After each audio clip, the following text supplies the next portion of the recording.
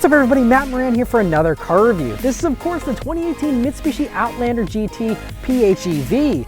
Huge thanks to South Park Mitsubishi for providing me with this very cool Outlander PHEV to review for you guys today. So about the plug-in hybrid version of the Outlander. Well, Mitsubishi is one of the first automakers out there with an SUV that's an actual plug-in hybrid. There's lots of other hybrids, but this one actually can go on full electric charge, and it's really impressive. Its range is somewhere between like 22 to 35 miles, depending on your usage. But I gotta say, it looks very normal, which is actually refreshing. A lot of these plug-in hybrids and stuff try and look really radical and different, and a lot of people don't want that. They want something that kind of just blends in and is just an attractive looking vehicle, and that's what this is. It's your standard Outlander styling, which looks very good. A little more aggression there in the front, and with some bold elements and lots of angles there going on in the front end with the grille, and good looking headlights there. But really, other than that, and then you have these badges here that say plug-in hybrid EV. That and then the fact that there are two fuel doors are the only giveaways that this is a plug-in hybrid. Otherwise, it looks like any other Outlander. But it is cool, so on the driver's side you have your normal fuel door, and on the passenger side there you have your two different charging ports, one for your standard plug and then one for the DC fast charging, which this has, which is also very impressive. And I'll get into more of the battery performance whenever I start driving it. But otherwise in the back there it looks very good as well. I like the tail lights there, and just from every angle it's a very nice, good sized SUV that fits in with all the rest out there. It's not too bold, not too bland. I think it's just a really good looking SUV. Right, for the interior of the 2018 Mitsubishi Outlander PHEV, well, it's a really nice place to be. And again, it's refreshingly normal for the most part. It's not anything crazy, that, oh, it's a plug-in hybrid. It's very normal, just like any other Outlander for the most part. Anyway, though, first things first, sitting down in these seats, really nice leather seats here that you get both in the GT and in the standard Outlander PHEV. And they really feel pretty good, a good amount of softness to them. Not the softest leather seats out there, but really nice. I love the contrast stitching, the little bit of detailing you have there with the gray accents. These are very nice looking seats, and like I said, very comfortable as well. And to add to that comfort, they're also heated, of course.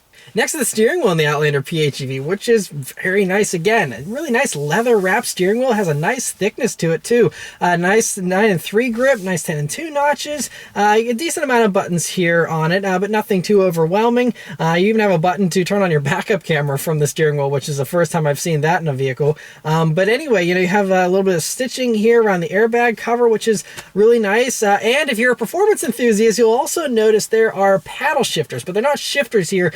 They're just paddles that actually control the regenerative braking and how aggressively it regeneratively brakes, so that whenever you're deaccelerating, once you take your foot off the gas, you can have this either mild or aggressive, so that it can almost stop the car without you using the brake pedal, which is a very cool thing. But that's what these do, but they are so nice feelings. I think they're straight out of the Evo.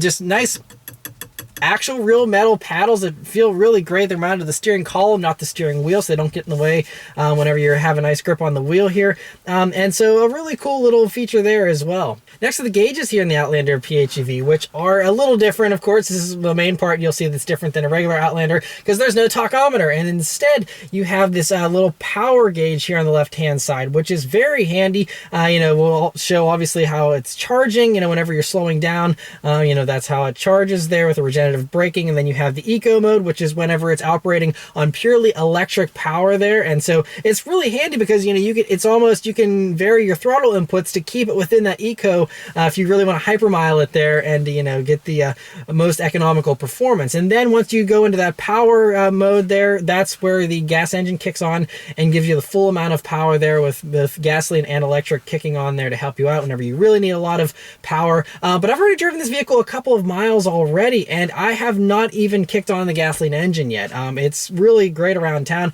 and I'll talk more about that in a second. In the center there, you'll see your actual range displayed there numerically, and you'll also have a little fuel gauge and a battery gauge there as well if you want a simpler view of that. But nice to have that information there in the middle as far as your range numerically, and also it'll also display your all-wheel drive mode and how that's all working. You can also have it display how the vehicle is charging itself and how the whole power system is currently operating and how changes, which is also a cool little display to have there. And then otherwise, you just have a regular analog speedometer there, which is good to have as well. And so overall, really cool gauges. Again, nothing super high tech. You know, there isn't really a huge digital gauge cluster or anything like you see in some of the others out there. But, you know, it gets the job done. And I think it's really nice and easy to understand, which is one, you know, challenge with these vehicles. A lot of people are intimidated by them, and this is very simple and easy to understand. Coming over to the center of the dashboard here, this is where it's, you know, just like any other Outlander. You have a nice large touchscreen infotainment system right up top here with a Rockford Fosgate audio system, which even has a subwoofer in the hatch area, which is pretty cool.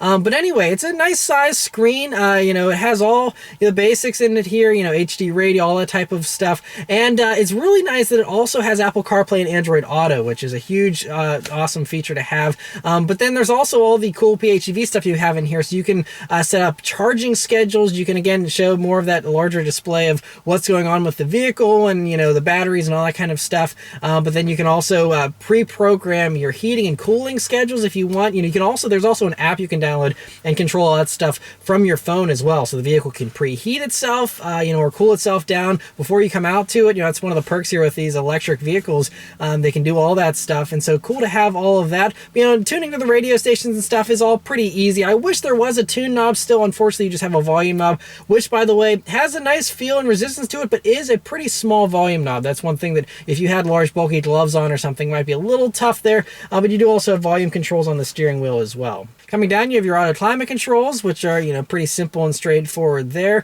You also have an eco mode up here you can press if you want to go into a more economical, you know, fuel saving mode there. But coming down, you also have a few buttons and also a slot for your key, but you'll see heated steering wheel controls there, and you know, also your safety info. You can turn that on and off as far as blind spot monitoring and stuff. Anyway, coming down to the shifter area here, you'll see this very cool metal Outlander PHEV. Lots of really nice metal materials here in this vehicle. But anyway, that's your shifter. You'll see the park button behind it. You also have two little buttons here for charging and saving battery power. So if you wanted to specifically charge the battery, you hit that button. If you want to save the battery power and only use the gasoline engine, you can hit the other one. Again, very simple and straightforward. You have a button here to lock your four-wheel drive system. This has Mitsubishi has a really intelligent all-wheel drive system, and this uses the two different motors, which again, I'll talk more about whenever we're driving, but so that's how you toggle that. And then you have a button here for full EV mode. If you want to force it to stay in only electric mode and not kick on that gasoline engine, that will do that for you. And then you have your heated seat controls and parking brake. And so overall, you know, just a really nice little area here. The trim and everything, by the way, also is all very solid. It feels well built. Nice looking and feeling materials here. And so, you know, Mitsubishi, I think, has really stepped up their game recently, and this interior feels every bit worth its price. As far as storage space in the Outlander PHEV, it's really good. So first thing in the doors here, you have a large map pocket with a bottle holder, which is good to see. Coming over to the center here, like I said, you have that little slot for your key, and then you also have your two cup holders here, which have a nice little cover over them. Another thing that feels really nice is this center armrest, which is super soft, really great for resting your elbow on there, more contrast stitching. And anyway, you open that up and you'll see a little tray here on the top. You can rest your cell phone, something like that in there. And then you can take that out or slide it forwards and backwards, and you'll see a nice large deep cubby. Lots of great usable space in there. You'll also find your two USB jacks, a power outlet in there as well. That's the only drawback, is all your USB jacks are in the center armrest. There's nothing up front here, which is a little bit unfortunate, but not the end of the world. Just like I said, you got two of them in here, which is good to have all that. Backseat space in the Outlander PHEV is really great. So you only have a second row here. Normally a third row is standard in Outlanders, but because of the PHEV aspect, you lose that third row. But a lot of people didn't use the third row anyway. It wasn't super spacious to begin with. So anyway, you just have a really nicely sized second row there. Very comfortable seats and tons of legroom. I have easily probably about 6 inches of legroom to spare. Very spacious. The only little compromise you can tell for the PHEV version is that the floor comes up like an extra inch. But you can hardly even notice that. And it doesn't have any effect on legroom or anything. You know, your feet are just up an inch higher. That's all, which is a totally great compromise, you know, if you have to make a compromise. And then so in the doors there, you have, you know, two bottle holders there for the back, you know, and then there's also a full down center armrest, which has two cup holders in it. And in the forward looking part there of the rear seat, you'll also see a standard power outlet as well, which is great. And also those rear seats recline too. So you can have them a little more upright or recline them back. back, so really nice and comfortable for a rear seat there, and so really well done job there. Trunk space in the Outlander PHEV is really pretty good. So it's a very long space, very wide as well. You have some deep pockets there on both the left and the right, and you also have a normal standard power outlet back there as well. Now it's not super deep. You do have a little bit of an opening there and that's where you can store your charger that the vehicle comes with, or you can just use it as an additional cubby. But otherwise, it's not super deep. It's again, they wanted to have as much space for the batteries as possible, but it's a completely flat load floor, and overall, like I said, a really nice amount of space back there. All right, so start to go for a drive. The Outlander has this nice key fob. It's plastic, but good enough. You have little metal buttons there on the back of it. But anyway, of course, it's keyless entry and push button start. So you just leave the key in your pocket, hit the power button, and it turns on. All right, so setting off in the 2018 Mitsubishi Outlander PHEV. So the first thing you might notice if you listen closely is those electric motors. They have a little bit of a whine to them, and it just sounds futuristic. It's pretty cool. Otherwise, though, it's so quiet because, of course, there's no gasoline engine running. So, I mean, it's really, really quiet in here, so it makes it very refined feeling. Other things to note here about the Outlander, all of them have excellent visibility, a huge windshield. It's very easy to see out of. View out of the sides is great. You have blind spot monitoring, of course, which also helps. View out of the back is great too, with a pretty large rear window that's very easy to see out of. But just cruising along here, at a very sedate, 20, 25 miles an hour. And it's just a really nice cruising vehicle. The Outlanders have always been very, nice, soft, comfortable SUVs. They're not, performance oriented in any way, but that's okay because, again, the large majority of SUV buyers don't care about performance and, just want something that's a nice driving vehicle. And that's what these certainly are. A nice, soft ride. And we'll try out this regen. So we're going down a hill here. And so there's different levels, and the higher the number, the more that it slows you down. So I'm going down a hill here, and with my foot completely off of the brake pedal here, it's still keeping me at a steady 25 miles an hour going down this hill, and now it's starting to slow me down even more so. So it's pretty cool how you can modify that, and you can actually almost drive the car with these paddles here, especially when you're coasting, because you can just have it so that it doesn't do as much regen or more regen depending on how you want to drive. But it's a very cool thing, and a lot of other electric vehicles have that type of capability, but just a cool little thing about electric vehicles that I think is actually kind of fun. Other things to note though about the Outlander, just normal driving stuff here. Throttle response is immediate thanks to those electric motors. Once again, there's no kind of delay for RPMs or anything. It's just instant torque with these electric motors. Kicks right on, and you have instant torque, which is really cool. Other things though, brakes have a very nice engagement right at the top of the pedal and feel really nice and strong as well, at least at lower speeds here. So like I mentioned earlier, with these batteries, the range is somewhere between, the Mitsubishi officially says 22 miles. That's kind of conservative because the EU testing cycle has verified it at 33 miles under their testing procedures, and some have been seeing even closer to 35 miles of fully electric range. So it uses a 12 kilowatt hour battery. All right, so let's turn that onto this back road here and see how it does. And here we go. There's a little bit of electric boost. Then that gas engine comes on. All right, so this thing gets up and goes pretty good thanks to those electric motors especially. So the power combo in this vehicle, you have a naturally aspirated 2-liter 4-cylinder engine. It only does 117 horsepower and 137 pound-feet of torque, but then you have a 60 kilowatt electric motor that also kicks on, and so combined output with those two motors is 197 horsepower, which is a good amount of grunt to get this thing up and going. There aren't any quoted 0 to 60 times. I think 7.5 to 8 seconds sounds about right. It feels pretty good though, and plenty of zip to get around town without any issues whatsoever.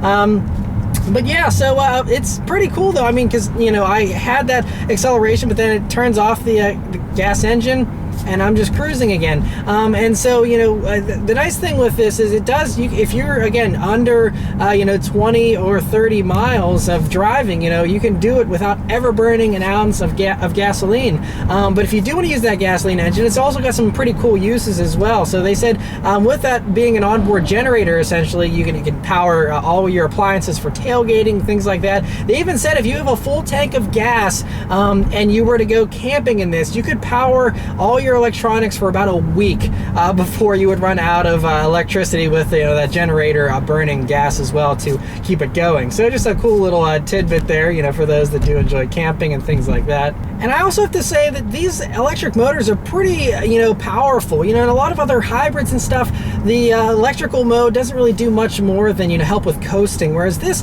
you actually have enough electric juice to get up hills, and you do reasonable accelerations. You don't have to be feather light with your acceleration in order for it to stay in electrical mode. It'll stay, I'm giving it pretty good gas here, and it's just, going full EV and just giving me that acceleration. So I really like that, it has a decent amount of power out of that electric motor, which is kind of refreshing, like I said, because aside from the really high dollar plug-in hybrids, a lot of the other ones just really don't do much as far as the electrical component.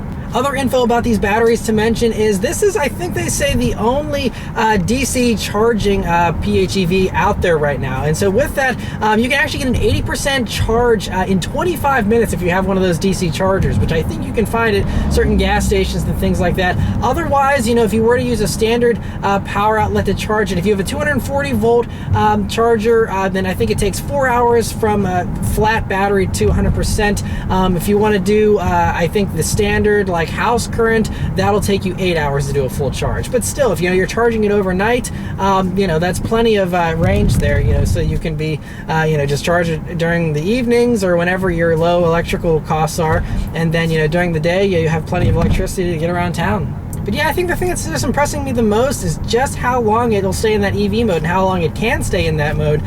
It's really making, even 35-mile-an-hour speed limit roads, it doesn't have to come on. It's really, really well done. And I think most times, unless you're going on long drives, this thing would be a complete EV. It would never even use that gas engine, which is really, really cool.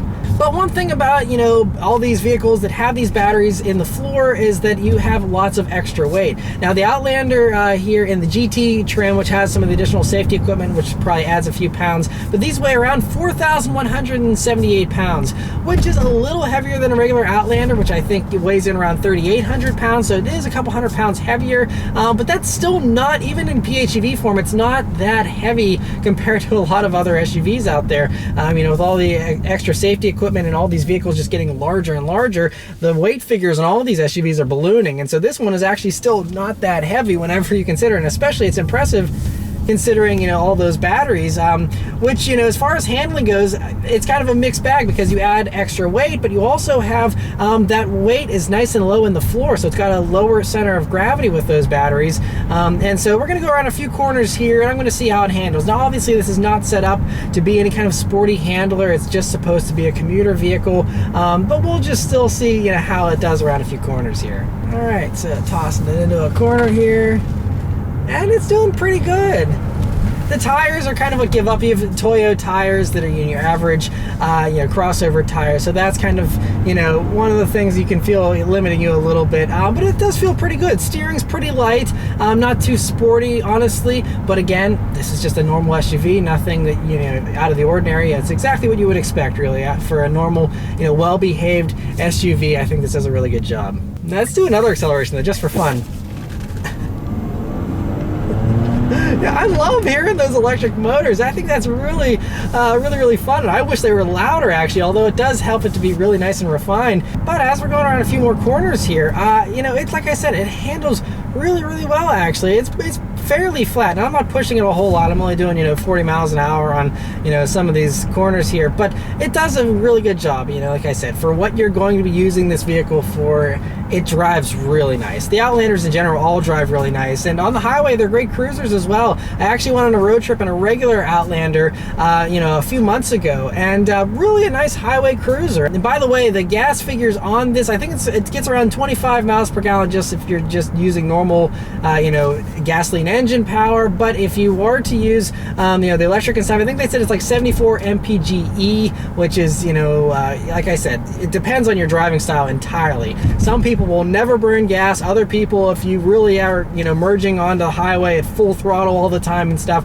you'll see a little less as far as your economical figures go there. But overall, like I said, it's really impressive. I think, with how powerful this electric motor is, for most people, you're going to find this is very, very good on gas, and it's going to take a long time before you actually have to fill up, as long as you continue to keep charging that from your normal house current or whenever you park. And the last thing I want to mention here in the Outlander is the price of it, because that's really the cool thing is, Mitsubishi not only being one of the first out there with a plug-in hybrid SUV, but to do it at such a cost-effective price is really impressive as well. This one in the GT trim here is only $41,500, and the really impressive thing about it is you get all the federal rebates, since this is a actual plug-in hybrid electric vehicle. So I think right now the current incentives are around $5,000 rebate, so you don't get that off of the car, but you get that off of your taxes. So you get your $5,000 savings there. So effectively, this is about the same price as a normal